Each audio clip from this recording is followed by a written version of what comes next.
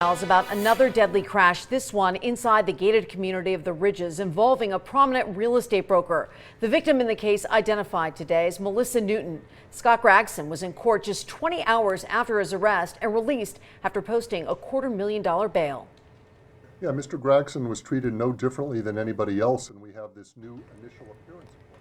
And 13 Action News reporter Brian Callahan joined us live with a speedy new process that's being used for everyone. Yeah, with high-profile cases like this involving prominent community members, some immediately question special treatment. But prosecutors say the quick initial appearances are the new normal in cases where suspects are booked without bail. Everybody is brought before a judge in about 10 to 15 to 20 hours after they're arrested, if they haven't already been released. The new initial court appearance program was brought into the spotlight last week as Scott Gregson, the grandson of former Las Vegas Mayor Orrin Gregson, was arraigned in a Las Vegas courtroom less than 24 hours after the crash. District Attorney Steve Wolfson said that is the new norm after the Criminal Justice Coordinating Council, made up of all the role players in the court system, decided to update the old model. The old model could have suspects sitting in jail for as many as 5 days before seeing a judge. Now, suspects arrested for any crime are put before a judge in less than 24 hours, with the initial appearance court running 2 times a day, 7 days a week. We want people's custody status to be reviewed by a judge as soon as possible, because many of these people deserve to be released. Many don't.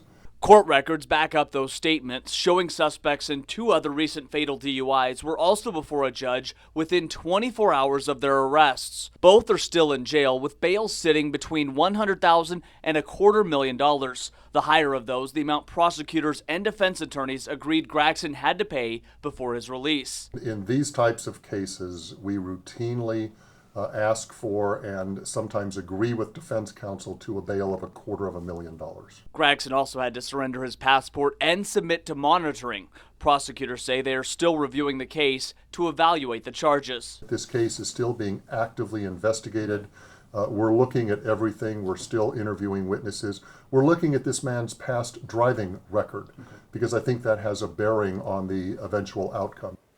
And I spoke to Gregson's lawyer this afternoon. He said, like every case, the investigation has to be conducted and evidence has to be presented, and that's what Mr. Gregson intends to do. Brian Callahan, 13 Action News.